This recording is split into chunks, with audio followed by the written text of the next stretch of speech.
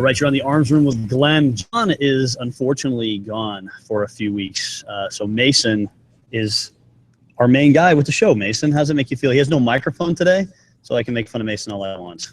Awesome.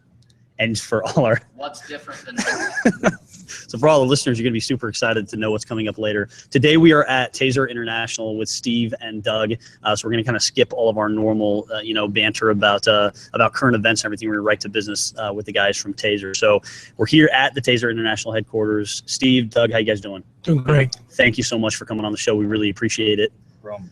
So kind of tell me a little bit about what you guys do at Taser. Well, at Taser, we started this business 22 years ago into providing a safer alternative for someone to look into personal safety. And we saw an opportunity here looking at what the old Tasertron unit from the 1970s. And it was a weapon that was used by police departments, but maybe about 500 police departments actually used it. And that was called a boutique item. And a boutique item is something you stick in your car.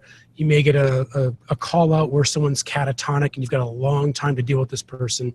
They used a taser, which shot these two probes out, used electricity, took the guy down. And one of the Smith brothers, the co-founders, Tom and Rick, were thinking, why is this not used more often by police and by consumers? It seems to be like the missing tool in the toolbox. And so when we did the research on that, we found out that it was considered a Title II firearm because it used gunpowder.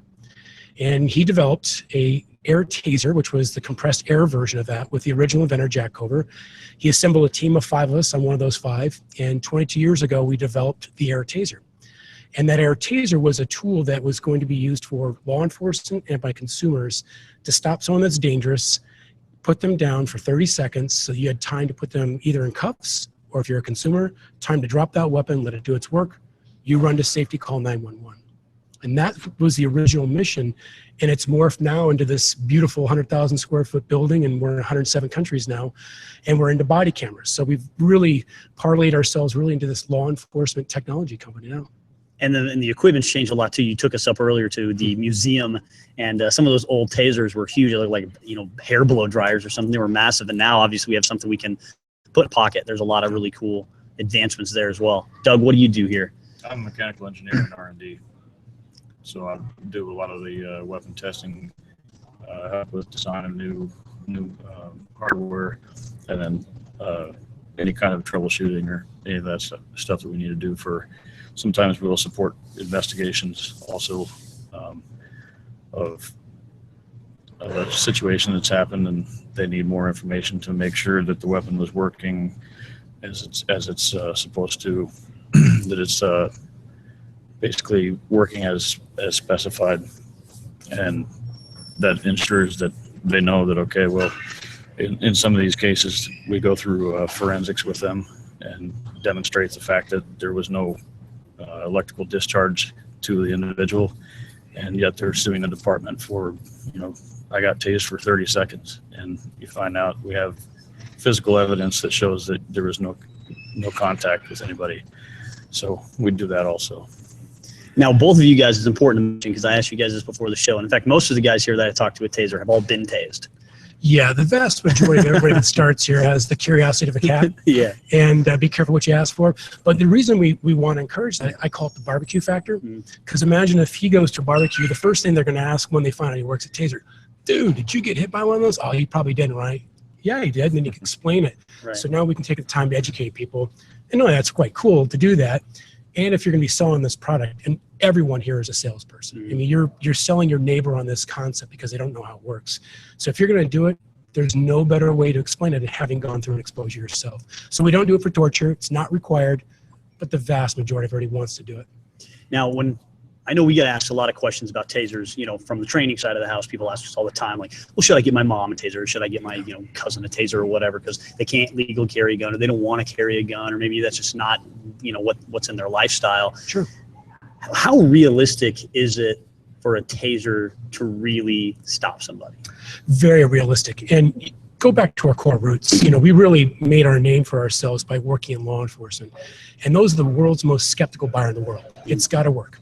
An electronic device like this is a gadget to them. It's a gizmo if it's just going to shock and make some fun noises. It has to work and save someone's life potentially. It has to stop a dangerous felon, has to stop someone that's attacking them, so they can go home safe to their family. So the proven track record is that these are almost ubiquitous. There's hardly an agency in the United States that does not deploy a lot of Taser weapons, not just one or two like in the old days with the Tasertron, where it was a boutique weapon. Now it's worn as their duty belt gear. It's a terrific tool here that consumers should rely upon. And if police use it, I think a consumer should feel very good about using it because it stops that person. Now, let me put a warning out here. Just like a gun, it's not a magic bullet. So you have to know how it works. You have to know its limitations. You have to know how to properly use it. Training is a huge key thing, particularly for law enforcement. And if you have an understanding how it works, treat it seriously, this could save your life, or it could stop a fight, or it could stop a very dangerous situation, for sure. It's like any other piece of equipment, training is absolutely important. You can't emphasize that enough. I mean, this is not a toy. It's very simple to use. So it has to be simple to use under stress. We've designed it to be used very simply, but there's a lot to know about it before you deploy it. I mean, looking at the units we have out here, which we've got the C2, which kind of the first kind of real civilian model, right? That was the first real successful model that went into the consumer market because of its shape. It's smaller, it could fit into a purse. It's kind of like a flashlight, so it's kind of intuitive for a person that's never fired a firearm. What's the challenge, though, is for someone that's fired a firearm, they want to aim it up. And I was at the Olympics, and we let something like 2,000 people on the security side train and use the original air taser, which was sort of shaped like this. And all I remember doing is stand there going, no, put your arm down. Even though it had a laser, they wanted to aim it up. So for the guys that do a lot of firearms, this one's a little more of a challenge, but we don't have to break that. When we got into the gun shape, that changed everything, because for a firearm shooter, it's just a natural fit. You deploy like a firearm, you've got your finger on the rail, you've got safeties that operate ambidextrously, they work very similar to a firearm, and now you put this into the hands of an officer or someone that's fired a firearm, it's just intuitive. And so we made it much more simple for the person that's had previous experience with a firearm, but when you add a cartridge onto this, it got a little bit bulkier. So it stuck out about this far compared to this. That's hard to go into your pocket, hard to go into a purse. We've now shrunk it down to this, which fits flush. Very intuitive design for someone that's ever had experience with a firearm. And if you've not had experience with a firearm, it's very simple to use with good training. And the part of the reason I wanted to mention that, the different models and everything, was I was kind of messing around with them earlier. There was just with, I think even the easiest, most simple firearms experience, you can pick these things up and figure out how they work. I mean, they have a safety that disengages. When the safety is disengaged, the laser comes on, the light on one of them comes on, and you put the laser essentially where you want to impact, and you press the trigger in such a way as to not totally screw up your sight picture, and you're in business. It feels very similar in terms of how you deploy it. Now, we also take the ease out of the aiming because we have a built-in laser sight. Now, a lot of your guys already have laser sights, but we put that in this device here. We want to take that and be as simple as possible under stress so that they're focused in on a laser sight. But we also have sights too, as you can see. You're right. So it is very intuitive for the person that's had firearms experience. Easy, light to carry, no recoil. So the training is pretty simple in terms of once you've deployed it a few times, you get very comfortable with it. It doesn't require that repetitive shooting like you would do with a firearm to get used to that recoil. There is no recoil. Now, before we go over here and demonstrate this on one of these targets, tell me about some of the #1 myths you think are kind of exist out there about the Taser. Okay. What are the top 3 myths about the Taser? Boy, do we have all day? And I say that very seriously because the number of urban myths and legends out there is something I've been battling. When I first took the job, my title was Director of Government Affairs. I told the co-founders that it really should be Director of Education, because everywhere I go, people get this issue about voltage. Does it make you pee your pants? Does it cause a heart attack instantaneously? Does it do all these things? And then it stuns you. And what's a dry stun? We're like, no. There's all these terminology, keywords that are very particular about a Taser. There are urban myths and legends that have perpetuated for 22 years. And shame on me for being the communications guy here. I still can't get these corrected quick enough. But it's because a lot of people just don't understand electricity. We've been trained since day one biologically to fear lightning. We've also been trained by our parents to watch those 110-volt sockets so we don't put a fork in there. So the fear of electricity is pretty high in us, and rightfully so.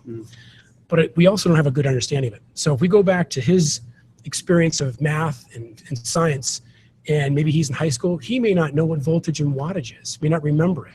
We're talking about watts, amps, joules, microcoulombs, I've lost 1/3 of the American public, maybe 2/3, and all of a sudden, as soon as I add numbers on that, I've lost 9% of the public. Right. They don't care. And so that's the big challenge, is understanding electricity, how it works. And you only have so many words for sound bites. You know, here we have the luxury of time to explain it, and this is why this will be invaluable to get rid of some of those myths and legends. But a lot of it's based on safety and electricity. So what do you think the top three, what are the top three most common myths you hear about the Taser? Does it stun you? Because we hear the word stun gun, that implies you're out. Because you set phasers to stun, right? And then that Exactly, stuns the enemy, you know, and then they just lay on the ground. Or You know, whatever. and when we do the exposure, we keep the guy laying down. So a lot of the YouTube videos show this guy being down. So we sort of self-perpetuate that, but we have to do that in order to get the probes out properly. So there's things that I'd love to dispel. Safety. What if you're soaking wet? Wouldn't that cause you to be electrocuted? It doesn't work that way. What if you get one probe in, it only partially works? It doesn't work that way. So there's lots of things we can discuss over the next 30 minutes or so.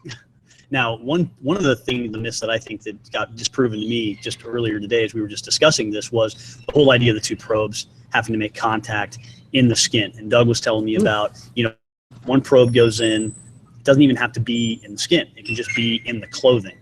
Right. Yeah, it'll arc through clothing.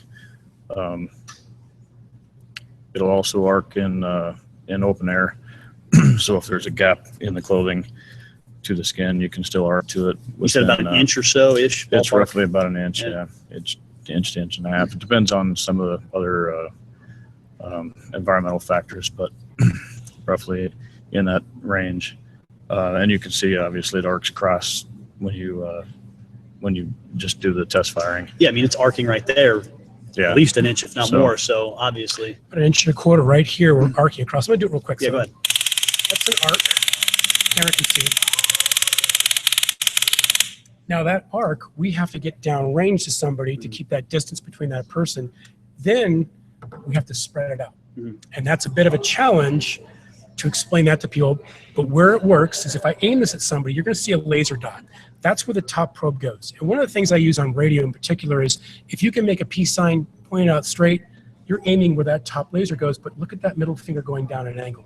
So we have this 8-degree downward angle. That creates about a foot of spread for every 7 feet that these probes travel between the two. And so we want spread. So when you talk about arcs electricity, when he was talking about, we need both probes to hit, we want them to hit, but we also want them to spread apart as much as possible. So we impact a large swath of muscle tissue and all those nerves in between. Otherwise, we're just doing what a lot of these stun guns do. It's a very localized shock. And frankly, that's like touching Doug here with an iron. What's he going to do? He's going to pull away. There's no more contact. And I won't do this, but if he does this, if he breaks contact by more than an inch, this is useless. And now we're dancing with each other.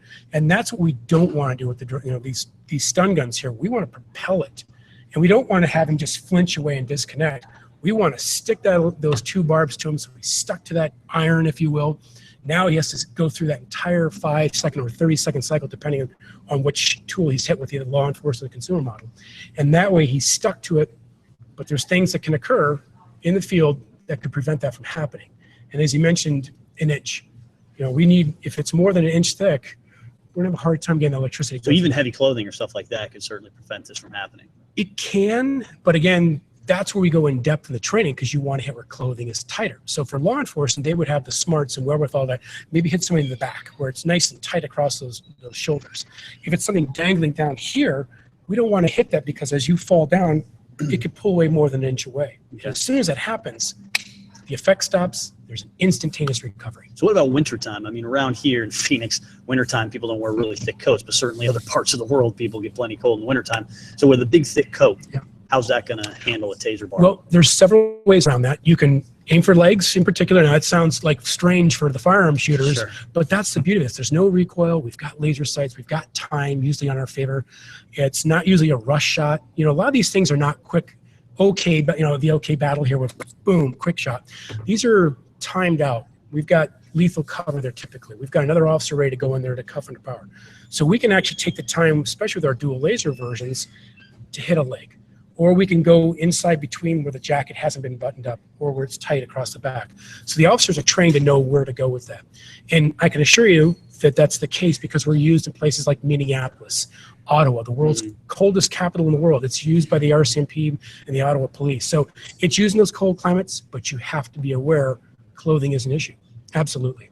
Now, you were mentioning, Doug was mentioning also before the show that you're looking at about 6 inches of separation is what you need, and then it drops, would you say, about an inch a foot or something like that? We're getting a good spread about It's the 7 feet, for every 7 feet of travel or distance, it'll separate about a foot. About a foot, okay. So you're looking at, you would need a standoff distance really for this thing to be deployed effectively of about 5 feet. correct. Right, in order those things to get about 6 inches or so apart so that you could actually get good contact. Now, one of the interesting things, one of the myths that I had heard before is like, well, if the other barb misses, you're screwed, right? One barb sticks, the other barb misses, you're done. And that could be anything like Doug was telling me earlier about people laying sideways. You know, so someone's laying sideways and someone's still essentially holding their gun perpendicular to the ground, and they go to shoot and they get one barb, but the other barb's not going to get anywhere close to them. You literally have to turn the gun old gangster style sideways in order to get that same kind of degree of separation. So there's all this possibility for that one barb hit. But as you know, walking in here, I thought, oh, well, if one barb hits, that's it, right? You just drop the gun and go to fists, I guess. But what Doug was saying earlier was the drive hit. Yep, we have the drive stun follow-up. So the drive stun follow-up is done when you've got one probe in the person, and you'll know that real quickly. One, the person hasn't reacted properly. Two, the device becomes very loud. So if you get a device like this, it's loud, that means it's arcing in the air. Okay. Now, when you see videos of people where they call it taser failure, I hate those because it's taser being ineffective. Right. If it was a failure, that means the probes didn't deploy, or you pull the trigger and nothing happened. If our probes go downrange, it worked. Now the effect was ineffective because you didn't do what you were supposed to get 2 probes in that person. And it would be very loud like this. But when it's making contact with a human being, it goes quiet. See how quiet that goes? So silence is golden. So the officer can hear the difference between that loud arc versus the quiet arc. Now, if you get a loud arc, it's a pretty good indicator. Silence is not golden. You've got a bad situation here. You've got to quickly react. And if it's safe, and I've got one probe into Doug here, I can get up and complete the circuit by directly pressing the front end of that cartridge to his skin. Now, it's a little different from the drive stun where it's just by itself like this and going into his skin because he can escape. He's got one probe in him. We're just completing the other path of the positive negative.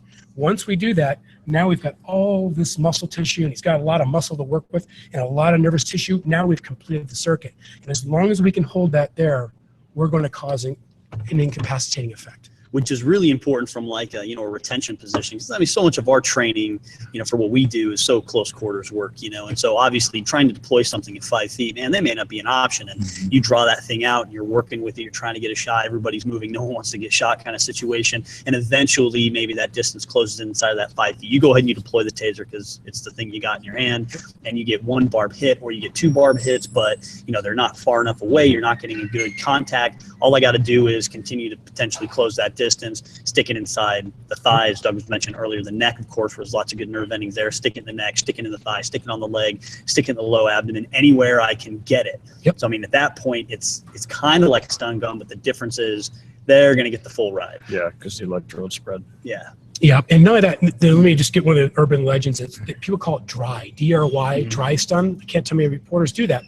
It's actually drive stun, and the reason we use drive stun because we have to drive it in. Now, if we use just the drive stun only, probes haven't hit, putting it here is not going to be very effective. We need to find a nerve bundle, brachial, below the tibial and the calf. You're going to drive it in aggressively and push on that nerve to cause impairment. These will cause impairment at best. They're not going to get you that same effect. If I were to touch this with him, he's going to be unhappy with me, but he's not going to be incapacitated. He's just going to simply break contact.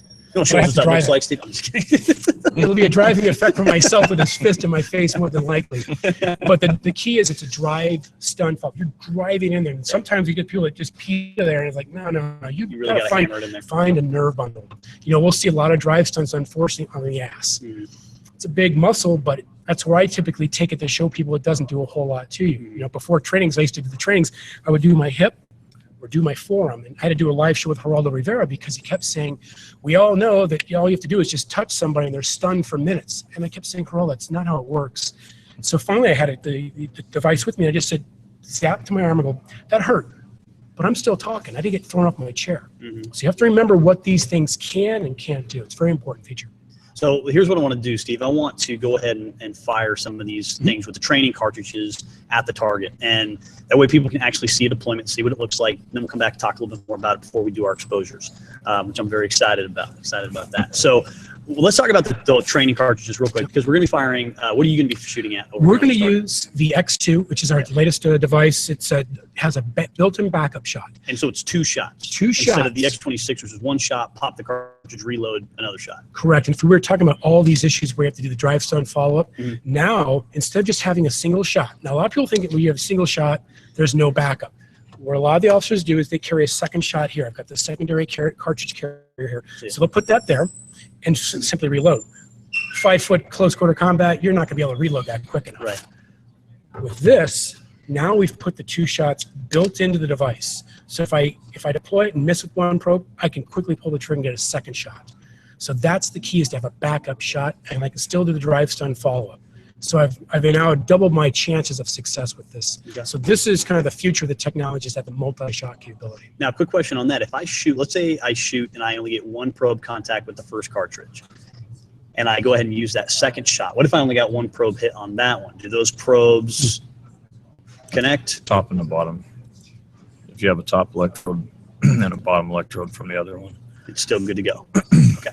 So there's still some kind of current being passed through those things. Yeah. And one thing that I found, close distance and do the follow-up drive stun. Okay, and then you still want to close distance and give them the drive stun. One thing I found interesting was you mentioned to us earlier during the tour, which is just really clicked in my mind, was that these wires are essentially the same wires they're using a tow missile. Correct. You know, I mean, a lot of our listeners are familiar with the tow missile and how it works, especially us old school guys. We know how that thing operates, and so it's essentially the same idea. So if you've had experience with those wires, you also realize that they're very light, so they don't affect the aerodynamics too much. It's insulated wire, but you can break them with 2 fingers. Yeah, they're very, so very you have fragile. To be very careful when you go in. And we've had officers back in the day where these wires are dangling, and in comes their, Dudley Do-Right to help and breaks the wires, or steps on them, and on asphalt, the boot squishes it, breaks it. All of a sudden, the device goes loud, and your suspect jumps up, and what does it get reported as? Taser failure. It wasn't a taser failure. You've got to know what's going on. So definitely it's important to pay attention where those wires are, because you will break them. Absolutely. And they are crucial to have that device carry that electricity downrange. You break it, we're done. Okay. We have to do a reload. All right. So for our people who are listening and not watching yet, hopefully you are watching, but if you're not, remember that we are doing this on location. So we have video like we do with all our on location stuff. So you're going to get to see Steve actually shoot this target. Cool. And you too. And I'll do it too. Heck yeah, absolutely. All right, so let's do this.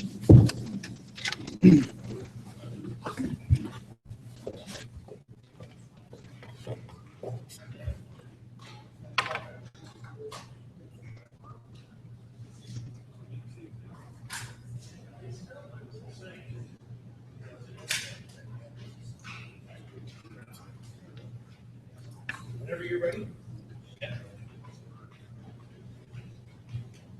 Are you ready to go ahead?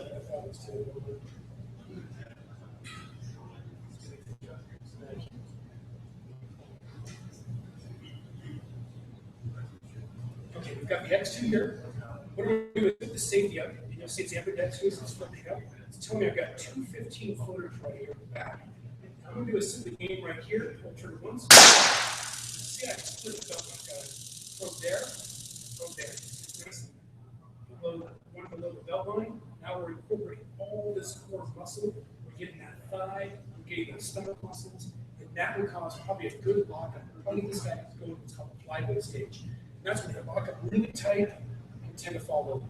Now, in this particular case, keep in mind I've got a second cartridge. So if I needed to, I can do the exact same again, pull a trigger, or I can cycle over and do an arc of warning like this. If I missed, I can come up. That drives stun right here. So complete that circuit between the top probe and the bottom probe. But I have to get a good nerve bundle to do that. So we'll have you come up here and fire it. So we'll remove this. And you have to pop the first cartridge to shoot the second. You can have, I didn't put it on semi-automatic, but we can have that go right off. We can have it deploy right off. So we have you do two here, or we have you just do the first shot here. We have you do the exact opposite side here. So you're going to simply take this device, you're going to flip the safety up, finger around, and aim like that. Gently pull that. There's no recoil. You'll hear a pop. But you want the target there between the two lasers. Correct.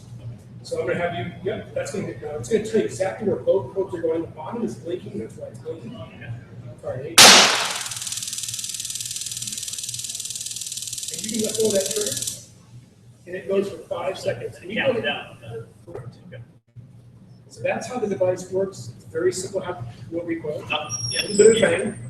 And that's it. So that's the easy how you can use it. Now, there's a lot of things you go to train just besides this, but it's very simple to use. It has to be under stress. Pulling it out and doing even a quick draw if necessary. You just take the safety down, and we take this. Now, keep in mind, when you look at these wires here, let's take a quick look at it. You'll see these little pink and yellow dots came out? Yeah. That is called anti-felon identification. So if a consumer buys this, they get registered for that cartridge. Whatever weapon they have, if they were to go into a local convenience store to use it to bomb somebody, they're going to take these and flip these all over the field. There's no way you can go pick all of these up. If law enforcement finds them, they'll know they can return them. That's how we keep this device safe and effective and accountable to make sure that the bad guys are using it. Also the wire, as we mentioned, these are going to be dangling down here. Now this can go up to 15 foot on this one, 25 feet for law enforcement. Go ahead and pull that. You remember this from real days, how easy it is to break. Yeah. Break. So you gotta be careful. You're up here and take your boot, smashing that down the asphalt. Getting the probes out, we discussed that we actually did the Q and use today, but typically it's just an L shape, grab from it, go straight out. One, make sure the camera goes. Let's get the target there. Put that. Now that's a sharp, so you have to be very careful there. That's going to be a biohazard if that went to the human body. That is a number 8 straightened fishhook. That bar, you never feel going in. I know it sounds absolutely crazy, but if you can picture the Matrix, it's going to be very similar to the Matrix where it's hitting you before, the electricity is hitting before it goes into the skin. That's a heck of a bar. You'll never feel it. That's the beauty of it. All right, so let's step back over here. We'll talk a little bit more about what just happened.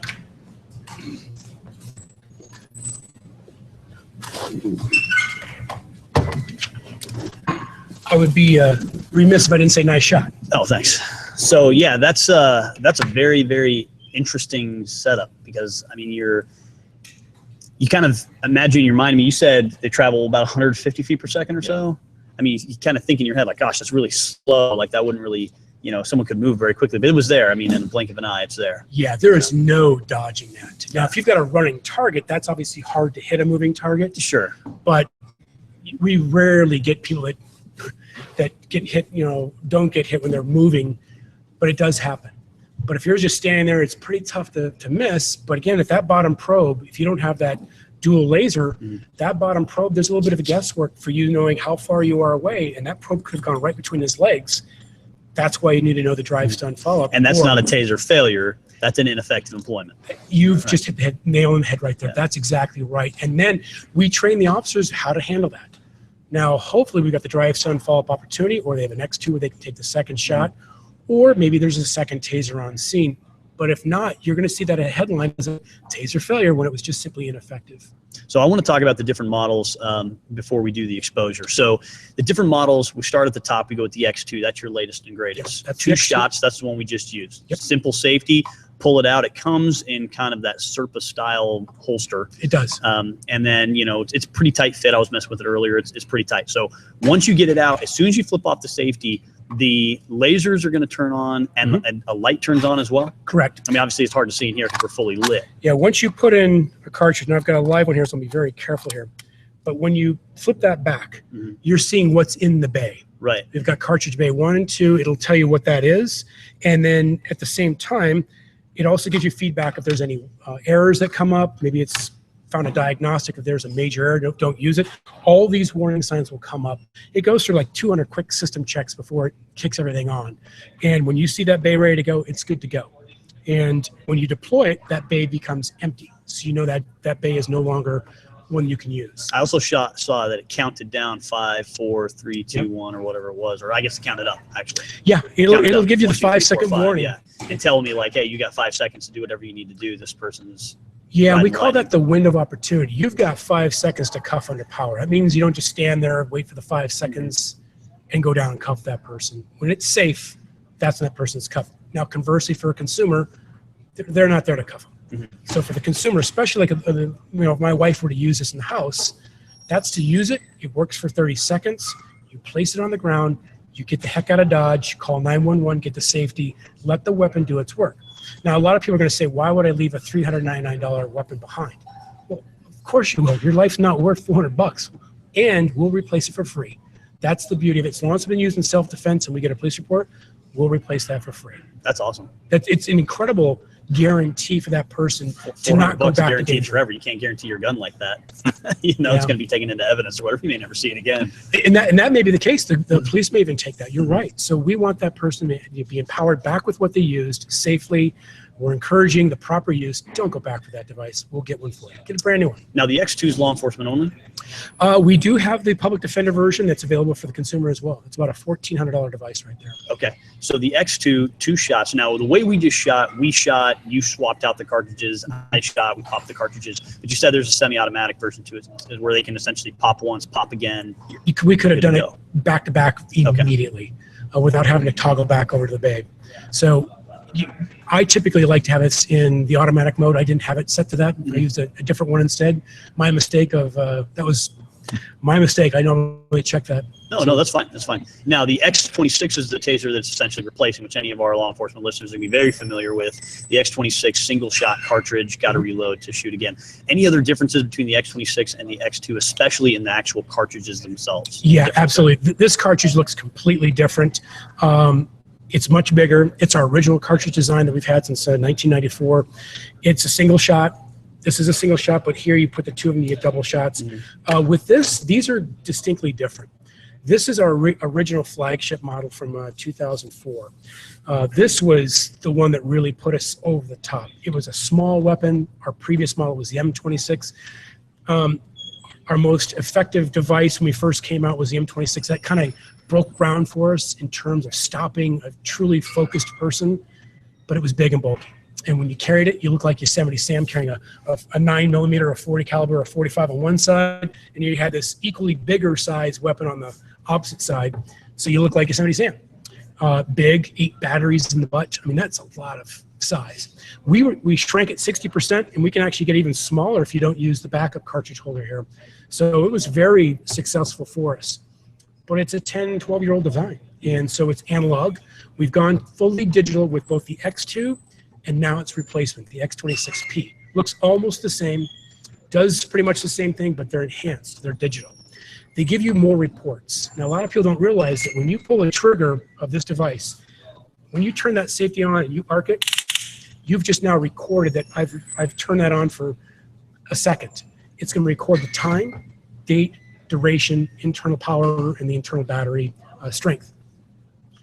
That's really helpful because if we have an investigation, maybe someone says, I had my hands up, this officer deployed that device and kept pulling the trigger like 20 times. That's torture. That's a civil rights violation. And God forbid if it's Doug's an officer and he's been accused of that and there's no witnesses. There is a witness, the microchip. You can download the data port. It'll tell us what the time, date, and duration was. It'll show and corroborate his report that maybe he used it at midnight. If we download it, it'll say 12:01 a.m. and 32 seconds, he used it for 1 cycle. That backs him up in what he did. With this, the smart weapons, now we go into deeper logs. We call these trilogy logs. Not only does it record the data port information like time, date, and duration, but now it has an engineering log. So it keeps track of all the firmware that's in there, what it's done. But we also have a pulse log. It keeps track of every individual electrical pulse. So now we can see whether it made contact with a human being. So maybe I used the X2 on Doug, and the first cycle missed. The second one worked. He says he tortured me. He only had to use it once. We can actually go back and look at the pulse logs and show that it didn't make contact with a human being. That therefore justifying the second use. So there's a lot of unique features in there. Dual laser sights, longer lasting battery. It's more efficient, uses less power now. We have an HD camera that can attach to that. So there's lots of things that we've done with the smart weapon lineup. vastly improved, and it's just more efficient. Just like your cell phones get better and better, so do the Taser weapons over the years. I think that dual laser thing is probably one of the best improvements, because now that potential for that other prong to miss is diminished. Yeah. Vastly so, and particularly where you want to look at it, where it's used at in the correctional field. Most people think corrections are going to get that stand-up person. It's an easy shot. They're in a cell.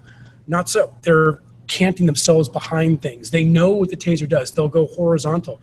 And now, would you want to take something that has a laser that you turn horizontally and you take the guess? Now you've got to really guess where that's going to go. Now, when I go Antonio Banderas style, you know exactly where both probes are going. You know, and it sounds funny about Antonio Banderas style, but it's really crucial, because you're talking about it has to work the first time, and you increase your chances of working so much better with the backup shot and the dual lasers. Well, and that's one of the things Doug was mentioning earlier, is someone prones out on a vehicle, someone prones out underneath something, you're trying to get a shot on them and trying to turn it sideways, and that's just guessing at this point. But that dual laser thing is, now is that second laser is it angled appropriately to follow the path?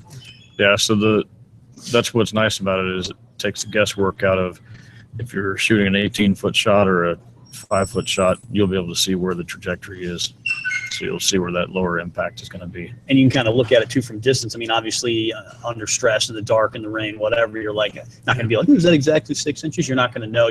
Am I exactly 5 feet away? Am I more than 5 feet? It's all very quick sometimes. I mean, sometimes, like you said, you've got the time. Sometimes it's a little bit quicker. And if I pull out and I'm like, oh, perfect, there's those two red lasers, and I see that they're a foot apart, I'm in business. You know what I mean? As opposed to guessing before. Yeah, and also at night, you probably can't see too well, but there's an LED I see that light, super bright, really does well at night. Now, a lot of people might be concerned, laser light, I want to be in stealth mode. That's what we call it. We can actually turn the laser off.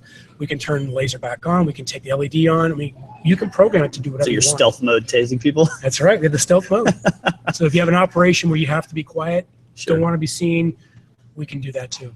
Now, talk to me about the Pulse, the kind of civilian-looking or civilian model is more of a gun. This one is really pretty slickly designed, because all these devices look like firearms, but they're big. And it's very difficult for me to put that in my pocket. I'm not going to be able to walk around that. I'm going to look like I'm armed. It's not going to look all that great at a restaurant. It's not going to fit into a purse really well if you're bringing a small clutch for a woman.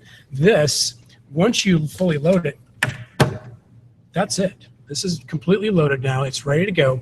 The beauty about this is it does fit in my pocket. It fits in a back pocket, front pocket. This does go into a purse. It's very small. You can appendix carry that. I mean, you can carry that thing like a normal concealed weapon, like a normal concealed firearm, I should say. Exactly. And you've got different types of holsters. We've got a lot of companies that are making different holsters. You can go online and take a look at that.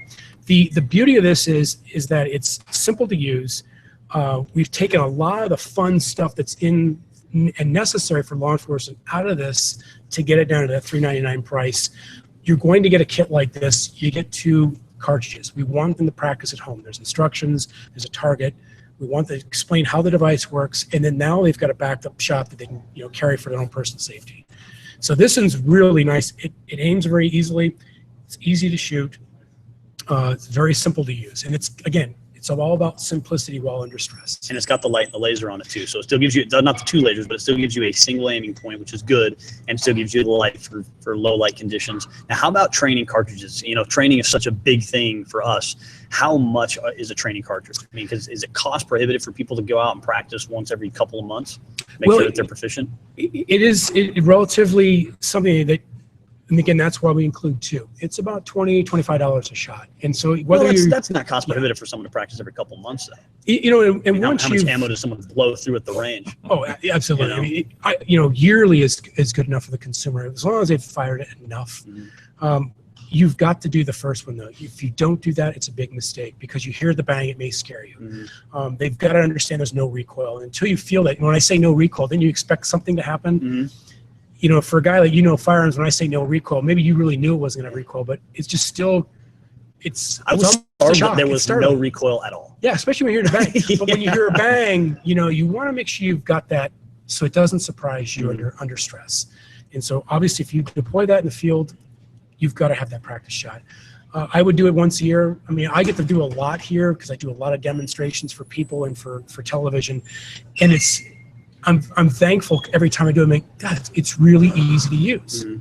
So I don't want to oversimplify it. You've got to practice with it, but it really is pretty simple. Yeah, but I mean, $20-25 for one of these cartridges is not that is not cost prohibitive. Now they don't have any kind of expiration date on them. They do. They I do. think that one has a 5-year shelf life on that, and Okay, it does say that's it. using compressed gas in there. You've got a primer in there, and that's a great excuse. At a minimum, you should be getting rid of that as your training cartridge. It'll work.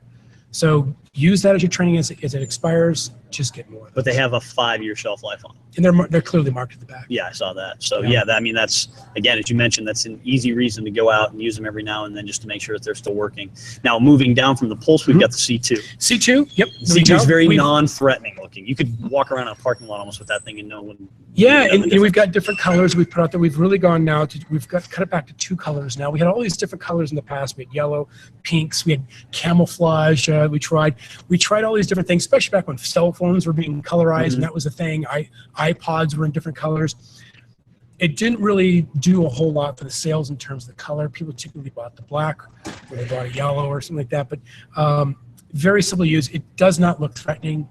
But when you're on the business end of someone aiming this at you and has a laser sight on, it certainly gets your attention. And it also has a little light on there as well. It has a light and has a laser sight. And I can't emphasize this enough. Just getting a laser sight on someone saying, I've got a taser, that may de-escalate a situation, because frankly, there's not too many knuckleheads that really want to get hit by a taser.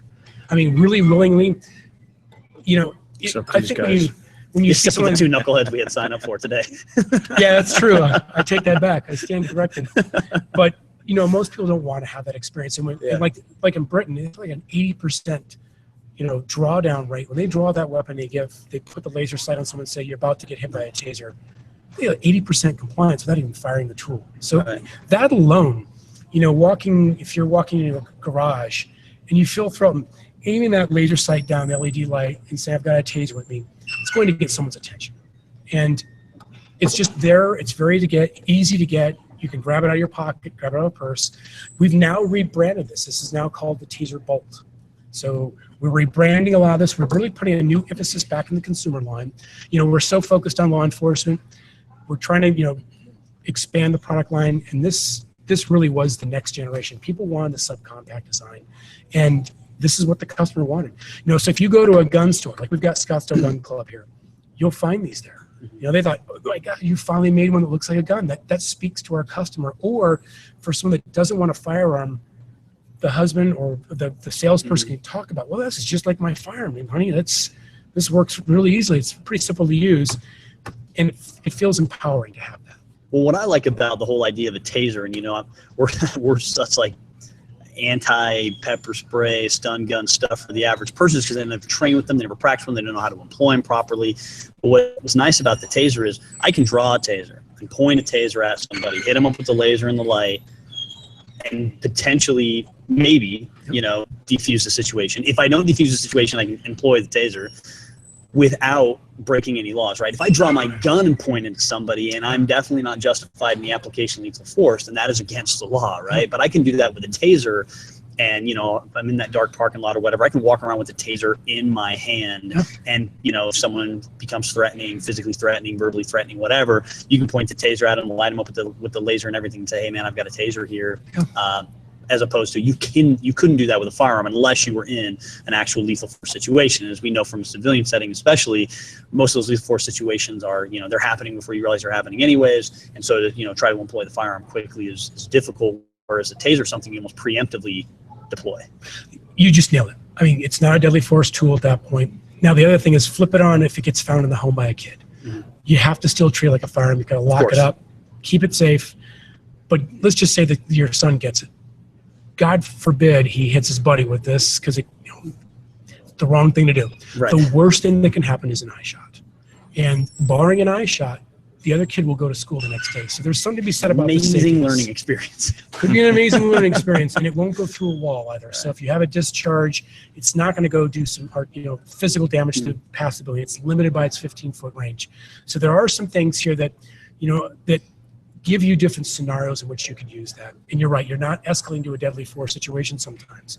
You know, and what do you do when that person's challenging you? They're threatening you, but you can't use deadly force at that point. But, you know, you've got this with you. You've got an alternative here for certain situations. It's not the right choice for all situations. It's not a magic bullet every time. So everybody has to weigh those things out. Sure. Have to be properly trained. But when you see it used by law enforcement, you'll see it's a pretty powerful tool. It does what it says it's going to do. And it's a piece of equipment that I can carry potentially because I cannot carry a gun. I mean, there's plenty of places where I'm going to go where I can't carry a firearm, where I could carry a taser, even a taser that looks like a gun. The fact that it looks like a gun, the fact that it projects a laser, has a bright light, all those kind of things can be great avoid and deter type situations for me to avoid even having to take it to the next step. So that's what I like about it. I gotta say, I wasn't a huge I didn't know if I ever really wanted a taser in my life, but after hgetting out with you guys today, I think I don't want to buy a taser. Well, and and keep in mind, this is the most used lethal tool used by law enforcement today. You're getting about 904 uses a day by law enforcement. 904 a day in the United States. So holy cow. How many firearms are used per day in terms of firearm? Not 904. Not 904. Not even close. So that just kind of gives its validity that's going to be well used. It's been used a lot. And again, if you're doing the world's most skeptical buyer in the world, if these did not work, believe me, they go in the trunk next, then they go in the closet, and you'll never see them again. That's how it worked. Believe me, we went through that with our original technology. The first device we made was the air taser, did not have enough stopping power. So if you shot someone like here for a demonstration and didn't motivate them, they'd go down. But if we motivated them, they would often get through it. So that was our big breakthrough moment with the M26, was designing a tool that stopped a motivated person, someone driven, someone on PCP, someone that could fight through pain. That's what people need to understand, the difference between a stun gun and pepper spray. Good tools, they all have their certain situations for people. If they feel comfortable with them, that's fine. The danger about those is they're not going to be truly effective in terms of incapacitating. Spraying Doug with pepper spray is a bad idea. Yeah. Not because he's been through it. He'll go through it because it's just simply painful to open your eyes. It does not prevent him from opening his eyes. And that's assuming that under that deployment where everyone's moving and no one wants to get shot, you actually got him in the eyes. Yeah. And didn't get yourself in the blowback. And didn't get you in the wind, or didn't rub it in your face, or didn't hit your buddy because he was also wrestling around on the ground with a guy or whatever. But if we spray him and I give him a $100 bill ripped in half and say, if you can get to me, I'll give you that half, he's going to get to me. Guarantee it. It's going to be miserable. He's going to be in pain doing it, but it's just pain. This is somewhat painful getting hit. It's very uncomfortable. In fact, I don't think it's painful to me. I've been through enough to where I just think it's extraordinarily uncomfortable. And it's very disconcerting not to control your body. I'm a triathlete. I think I can overcome things. Right. When you get taken out of that, if you ever done CQB, the one thing you can rely on tap out, right? When you don't get the tap out when you get that 5-second ride. Right. You get incapacitated if we get a good connection and we get the spreading of the right spread. You're incapacitated. You're not fighting back. That's the difference, where a lot of people don't understand how these tools work. We're using a very small amount of electricity. We're talking about 2.1 milliamps. Compare that to a 15-amp wall socket. Completely different power. Very low voltage. People want to get in the 50,000 volts, 1,800 volts. Voltage has nothing to do with it, because you could touch a 1,000,000-volt Van Graaff generator that makes your hair stand on end at a science museum. It won't do anything to you. So voltage is not the issue. It's getting each pulse to be just enough power to cause a muscle contraction. And if we can do that contraction 19 times per second, it almost looks like one giant contraction. Even though they're vibrating, they go down for 5 seconds. They can't do a coordinated action, because what your brain's trying to do is send signals through this neural pathway to to punch. We're sending in and injecting in a signal that says, nope, you're going to clinch up no matter what you do. We're overriding that. Now, for the people that are my age, it's sort of akin to the old landline phone. When you picked up a phone to dial your girlfriend, start dialing, and all of a sudden your dad screams at you, like, get off the phone, I'm on the phone. The reason he's screaming at you is because you've overridden his conversation with somebody else, and your beeping is now on that same communication line, not doing any damage, but preventing communication. That's what we're doing. We're overriding these nerve cells to cause a firing effect to contract 19 times per second. So it's your brain's putting out this beautiful symphony of movement. You nodding your head right now. It's this amazing amount of electricity that's doing all these fine dexterity moves. If you go into a punch, you go into a kick, an amazing amount of neurons are being fired. We come in and we take all the piano keys and slam them all down at once with the taser. Bam, bam, bam. But it's just enough power to cause that contraction safely. So a lot of people in those myths and urban legends, isn't that going to give you a heart attack? Isn't that going to shock you? Isn't that going to cause electrocution? It's extraordinary low power. And It's just enough. If you remember your frog science experiments from biology where you take a 9-volt battery and take a dead frog leg, push the power in there, it would contract the leg, even though it's dead. That neural pathway is still firing with just a 9-volt battery. And the power output from this at 2.1 milliamps or less even on the newer ones is so minute, it's less than the power of a camera flashbulb. And these are only being run by 2 lithium batteries that you use in a camera. So it's not this big nuclear generating power plant that's there to shock you. Now, if you compare this to an AED, it would shock somebody back to, it's in VF, you're talking about 360 joules of energy hitting you with this massive jolt of electricity to kickstart the heart. With this, we're coming in with 0.07 joules, a little tiny little flick. Doesn't get deep in the body, just causes contractions. So that's one of the things that we're going to be doing today when we hit our volunteer. We're going to deploy 2 probes downrange. It's going to complete a positive, negative, and when you touch somebody positive, negative, your skin becomes that conductive tissue for those 2 probes. And we're taking 19 pulses of energy, contracting our victim, if you will, and our volunteer is going to go down, and we can ask some questions on what it feels like, what it did. We'll go through what the training would do in terms of taking out the probes, and we can see all of that today. Now, 2 quick questions before we do that exposure. One is, you mentioned lithium batteries in like the Pulse, for example, and I'm assuming the C2, same thing. What if one of those things got submerged? What if it got wet? What if, how much could it take? Well, these are not waterproof. Now, these devices, particularly the smart weapons, are designed a little bit higher IPX rating, they call them, higher weather resistance. But when you get down to a device like this, immersing it in water, bad idea. But you take it out, you don't turn it on like everybody likes to drop their cell phones in the toilet and flip it on immediately, see if it works. Leave it powered off, just let it dry out, 24 hours minimum. You'd want to let it dry out completely. But keep in mind that these are being carried by guys in Minneapolis and Weather and Seattle without problems. Okay. And the other thing was, one thing that you mentioned earlier that I want to go back to, just to make sure our listeners got it, was the C2 and the Pulse give that 30-second ride where you hit somebody, lay the weapon down, 86 out of there. Exactly. Our law enforcement tools are designed to be used for 5-second increments. If you pull a trigger and let it go, it's an automatic 5-second discharge unless you override it and turn the safety back on. With the consumer versions, when you pull the trigger, it's a 30-second ride. Okay. And that's to give you time to get out of the situation. That's time to lay that the perpetrator down on the ground and give you time to get out of a dangerous situation. Now, that person could jump up immediately. That's a longer ride than 5. They're going to be a little tired from that. That's a lot of muscle contractions for 30 seconds. Okay. All right, so we're going to do our exposures. And everyone is super excited about Mason volunteering to do this. Mason, you're the boss. I love it. All right, man. So what do we need to do, Mike? So we're going to get a volunteer up on that. We're going to get warmed up. So probably what we'll do, Steve, is we'll just have you and Doug. Yeah, you and Doug just kind of sit here and let's just talk them through it. I'm going to get some video on my phone, but if you guys just want to sit there and just kind of talk our listeners through what is going on, and obviously the viewers as well, but kind of talk them through what's going on. No worries. Mason has the I'm about to run out the back door. So here's what's going to happen. Here's the volunteer story from the back. Steve talked about we got a lot of good muscle back there, so we're going to capture it. Top rope's going to hit, bottom rope's going to hit. We're going to deliver electricity between the two. Two squatters are going to be your best friend for the next 10 seconds. What's going to happen is when you hit, they're going to lower you down to the mat as opposed to the second mouse or so what you're going to get you warmed up. You mentioned your 10 jump projects, push ups, and get the core worked up a little bit. We're going to get spotters in. All right. I don't think we warned Mason there was going to be PT before this.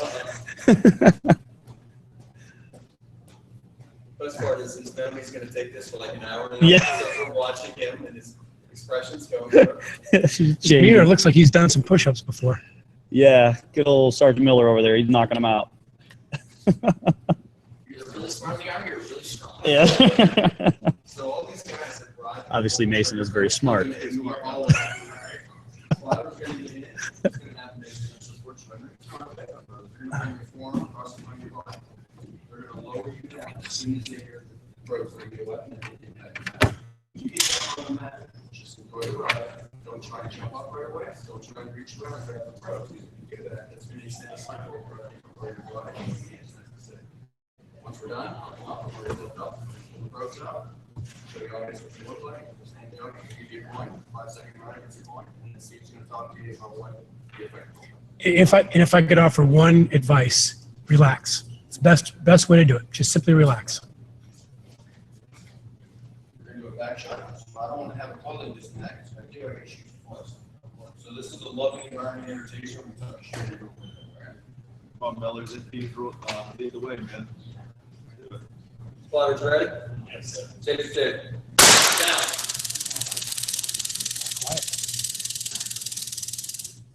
Nicely done. Good job, brother. Nice. You're all right. You're off the flight down there. There you go. That's the first thing I want to talk about here. So we just make sure we get the camera clear. It looks like he's stunned, right? Like he's down on the ground. We look like we're doing a triage. This is what a lot of YouTube videos pick up. But he's got a job to do. So your job is to get these probes out ASAP. So what we're going to do is we're going to stabilize the area and we'll pull the probe out. We're going to make sure everything's out. And that's what it looks like. It's just over a half an inch long. You see it's got a little straight push up. Now this probe does not have to hit the skin in order to work. Like Steve talked about, we can actually use the voltage to jump up to about an inch. So if this would have hit your t-shirt and hung a little bit, as long as we're within 1 inch of your skin, we'd have hopefully been able to achieve our strength investigation. I'm going to talk to him. He's going to get to the back. So we're going to she's got two little, looks like mosquito bites. We got to clean that up with alcohol. And we're going to do advanced bleeding to get cauterized for those who have electricity for 5 seconds. I also want to compliment because Come back over here, Steve. I want to compliment the sergeant because if you saw the hit, it was extremely quiet. So now and he's going to love this, but he took it like a woman. And the reason I say that is, and everybody's going to laugh at that, but when we hit the women, they don't tend to scream. Okay. And they make hardly any noise. That is not true for men. And myself is going to be the #1 included. I've screamed almost every time I've been hit. And I scream bloody murder. I don't know what it is, but most men scream, or they get, I call Tourette syndrome with the F-bombs, Right. or we get a quick guttural, and then they go down. Then we get a lot of guys like, turn it off, stop, stop, stop. We didn't hear a word out of him, so he took it like a woman. He did. And that is an extraordinary compliment to him. Can we grab him for a Come second? here, Mason. If we can grab him here for a second here. Hop in here, man, so Steve can ask you some questions. If you don't mind, I'll put my glasses back on here. I don't know if you heard what I took it like a woman, and Thanks. which is awesome because the women do not scream. And I'll tell you, it's one of the most embarrassing things here is that typically our employees will get like 2 or 3 women first. Yeah. And then the guy that's coming up is like, I got to do that without screaming or without F-bombing. So Yeah. when you got hit, most people are going to think, oh, those fish hooks, #8 fish hooks. Oh my God, did you feel them? No, not at all. What did you feel when he said taser, taser, taser? Every muscle in my body like locked up, like my back arched. I couldn't unarch it as they were putting me to the ground. My chest was off the ground because I literally couldn't like set it on the ground. Were you thinking? No, I was just like, Just ride it out? just that's it, locked up. That's Did you focus on anything when you got hit? just the like center of my back kind of. Okay. Did you feel did you lift up on your toes? Because I didn't see that. And I've got a video. We can take a look at that. I can't remember if I did or not. Okay, but then you got laid down. Now, the reason we laid him down is because we don't want him falling, getting hurt. But he's probably in the plywood stage, especially if Mike split the belt line or he got the back enough.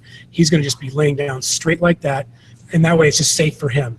Again, we keep you down there to get the probes out. But could you have felt like you could have gotten up immediately?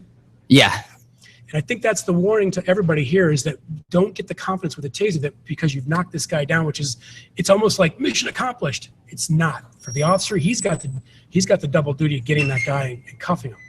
For the consumer, they've got to get the heck out of there. They got 30 seconds to move. So take it from a guy that just got hit. Could you have Okay. fought back afterwards? yeah, Could you fight during? no, not at all. What did you feel? It literally just, I felt everything. It wasn't really, like you said, it wasn't really pain. Yeah. It just locked everything up. The weirdest part for me was as soon as he let off, it felt really good. Like my back just felt like, it felt super good. Yeah, you're clenching all these muscles and it's just relief. And if you get a pain off, you've ever done the pressure, you pressure it and let it go, then it tends to relax the muscles. Any negative effects? I didn't even really feel it when he pulled the prongs out because it was still a little numb, I Yeah. think, from the shock. So I didn't really even notice. I don't feel anything now either. So And I can tell you as a guy that's pulled the trigger, it is probably the most weird thing to know that you're going to inject 2 number 8 straightened fish hooks into somebody. I think Mike's got like the coolest job in the world. He just tases people. Yeah, and at the same time, they never feel these fish hooks that you get so worried about. So that's the takeaway here for a lot of the consumers here is that don't be afraid. I've got a loaded one here. If I have this and turn that safety on, it's all fun and games until I aim at somebody. Mm-hmm. And you're putting something into that person, but don't hesitate if they need to do it. Yeah. He didn't feel the probes. So that's the one thing I have to really emphasize for the consumers that are out there, especially buying for someone that doesn't like guns, that wants to get an alternative or something like that, or an option for them. Don't be afraid to use it because he never felt the prongs. They'll come out. Barring a shot to the eye, that's really our main concern there. Any other comments? Painful? No. I didn't like being locked up. I call it disconcerting. Yeah, it was weird not being able to move at all. But really, other than that, I mean, coming from the military side, we use tasers. I mean, everybody on the show knows they make fun of me for being an MP. We use tasers, you know, as military police, and I was always kind of hesitant to even want to use them as a tool before this. But now, after experiencing, I would absolutely like to carry a taser like as much as possible. I think that's, you know, we've discussed myths, and I think this is probably one of the coolest demos I've ever done because I think we had a couple of skeptics. Don't count me wrong, you guys. Sure. You guys understood the technology. You know, Doug, and you know Doug wouldn't be involved in this unless it really worked. But until you see it, until you experience it, now you know the value. Now he's my barbecue factor. Right. I mean, when he goes back to the MPs, yeah, buddy. Hey, I've done it, and I got hit by something different. I got hit by the X2, and that's a whole different feeling than what the X26 does. And then you become a connoisseur of electricity after a while. Yeah. So I encourage you to try an X26 next time. You'll be able to tell a big difference on what it does. It's much more efficient at getting the contractions. Less, the X2 more efficient? Yeah, it's a little more efficient on what it's supposed to do with the power. We don't waste a lot of power. It's pretty efficient there. But that's the biggest kind of sell-through is people have to see it to believe it because it's that YouTube factor. It looks like someone took a dive. Mm-hmm. It looks like they're hamming it up.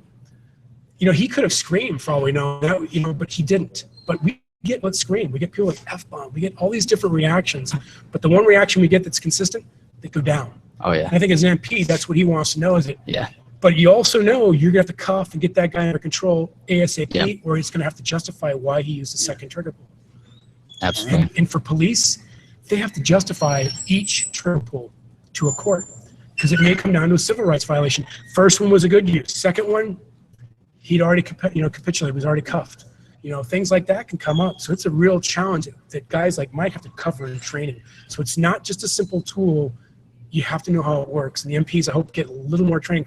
You're going to be a better user having been through it. Absolutely. Now, my soldiers have no room to balk at having to take a taser now. After Make sure they do it in a safe environment. We all had our safety goggles on. Absolutely. We had taser warning. We didn't treat this as a joke. It's a serious tool. Oh, yeah. And, This is not something I'd recommend just doing. Don't just do it in your Yeah.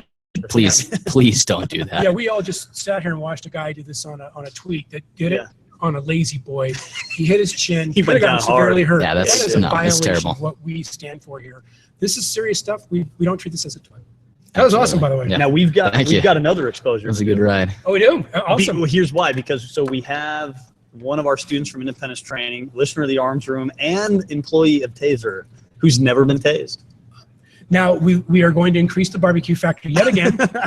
We've got a willing. This is very typical. Now normally what's done when we do this at Taser, just so people know, all these. I don't know if we pan around, there's all these different ledges here. Right. We get people. We always do an email to everybody and say exposures in 5 minutes, happening, and everybody comes running to the rails here and watches it because it's sort of a rite of passage. And you may want to show that. Did you get coined? Yeah, he did. Absolutely.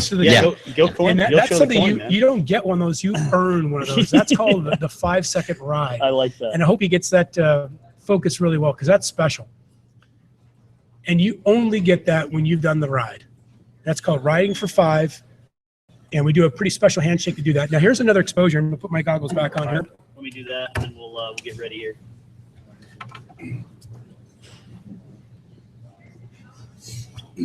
All right, we're going to spread approach just a little bit more on this. Spotters ready? Relax. Taser 2. Down.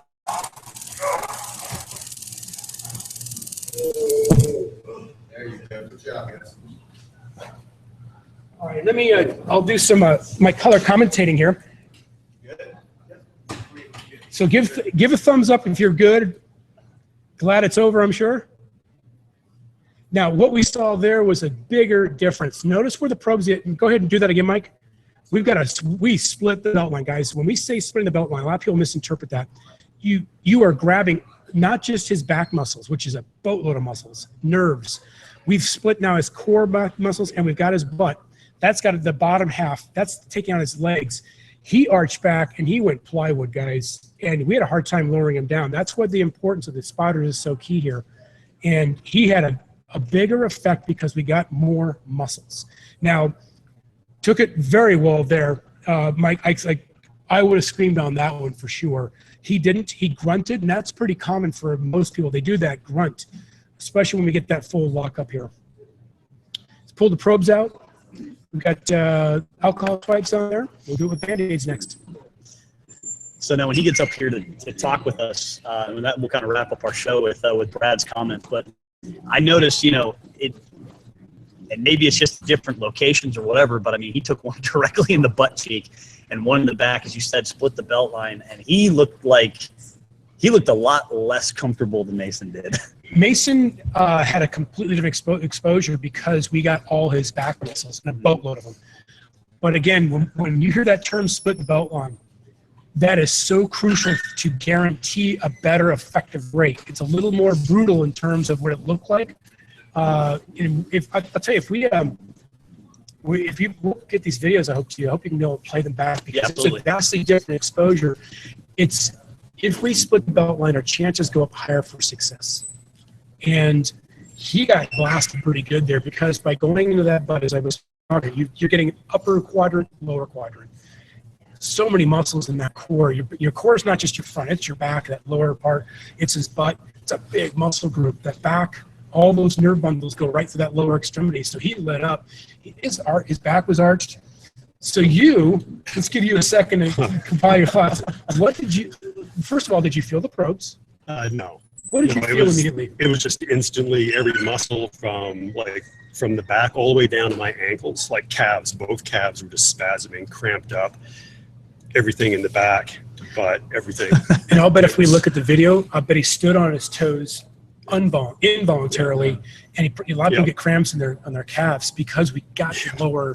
That's the key. If I have any law enforcement guys, especially my MPs out there, what are you going to do when you hit somebody? You're going to split that belt line because it makes a big difference. I mean, this is awesome to see two different specimens here. What did it feel like? It hurt. It hurt? I mean, because it wasn't so much electrical pain or anything like that. It was just cramping muscles. Yeah. Like instantly my calf muscles just cramped up, and I thought it was just going to bend my feet over backwards. Yeah, it is much more powerful that way. Were you thinking during that exposure? Only about how uncomfortable it was. Yeah. And I always ask this question, did it feel like 5 seconds? A couple. Yeah, for me, lose track of time. I'll be frank. It feels like 10. I always feel like I got the one that broke. It broke it. They can't turn it off. To me, yeah, it's pretty good that you felt like it was 5. Did you feel the probes coming out? No. What are you feeling now? You look like you went through a workout. So yeah, my calves are still hurting. They're cramped. It's like I just probably ran a marathon. Yeah. Yeah. I mean, maybe this is a good alternative to a workout. Now, do you feel like, with Mason, as soon as it was over, he felt like he could just get back up? Do you feel like you could have got back up? I could have got back up, but there was still, like I said, there's a lot of cramping in my calves. So like getting up and doing anything as far as being physical and trying to fight your way through something, I mean, even that way, they're problematic. So I'm going to go back to Mason. Again, for MP training, do you want a guy that's going to be a little slower to get up, or do you want the guy that gets up a little more quickly? That's the training key. So definitely split that belt line. That is a big deal. Key, as you know, for firearms, it makes all the world of difference in shot placement. Taser too, because we're dealing with 2 probes, and where they go, when we split that belt line, it's a big difference. And now when you're dealing with like civilian models with only one laser, you're basically aiming that thing right above the belt line. Yeah, and typically, remember, we've got a 15-foot range with this device, and most deployments are 7 to 12 feet. So that's good. If we get that 7-foot range, we want people, if they can, maybe pull a little tighter. If they need to get, more distance, pulling that in for like close quarter is not a bad thing because you're going to get more spread. If you put your arm on extend, it becomes sort of something you can knock away. So you want to be far enough away from your perpetrator there. So getting spread is key, but it's a foot for every 7 feet. If you can remember that and aim again, if just aim at center of mass for that person. If you're far enough away, you're going to split that belt line. That's the key. But for the MPs out there and for the police, splitting that belt line, I can't emphasize that enough, because you saw two different reactions. The good news is both went down. Both were not doing any coordinated action. You cannot call that impairment. They were incapacitated. If we pepper sprayed them, there is no comparison. If we had done a drive stun, we'd be dancing and running around. If we hit them with a baton, it's not going to do anything that does this. This is why it's the missing tool in the toolbox for cops, and why we've been so successful. It's not deadly force, but it's extremely powerful. Excellent. All right. Steve, anything else you want to say about misconceptions, anything to kind of, sell the average person maybe on even looking at putting a taser in their life? I think when you see the safety, that's a big thing. Some people may not want to use a firearm because they're afraid to kill somebody. If you're not willing to do that, that's a dangerous tool for you. You've got to be willing to pull that trigger, really, if it comes to self-defense. And people are willing to do that. If they're not, maybe they're looking for an alternative or some type of option. This is an option where you're not going to kill that person. It's designed to put the person down. It's designed to, if used correctly, to put the person down temporarily. Now, be careful. If you deploy this on someone that's in an elevated position, that could result in a death. They're going to fall to their death. There's things that can go awry, but read up in your safety. If you look at the studies that are out there, there's over 700 reports, abstracts, and taser studies out there. We put a lot of those on our website. Get to know the facts, because there are deaths that occur out there, and when there isn't a death that occurs, the vast majority of those we get cleared upon. We're talking about the 98, 99 percentile of a death that follows after a taser use is typically what the person was doing beforehand. They've ingested a deadly amount of drugs. They've taken meth that you would kill a horse. And now you've got to contain that person. The taser's used, and 2 hours later they're dead. Get the facts. Wait before the headlines come out, because typically that headline's going to result in man killed by taser when the autopsy hasn't been done. So there's a lot of things that are out there on the incorrect assumptions out there. Wait for the facts. Wait for the medical examiners to come out with their findings, things like that. But do your research. Go to places like Scottsdale Gun Club. They'll let you, hold it. Make sure you understand how it works, because don't take this if it's going to be uncomfortable to use. I want someone that really wants to have a powerful tool to protect their family, to use it, in a safe manner. So you're not going to cause permanent harm to somebody in most cases. And I say most cases because we could have an eye shot, but this is something that is very, very successfully used by police the vast majority of the times, 904 times a day. So that should give a vote of confidence to people. And we saw what happened to 2 people today. They're safe, they're walking, they're talking, but we did it in a safe environment. Mm-hmm. We didn't do this jackass style. We did this properly.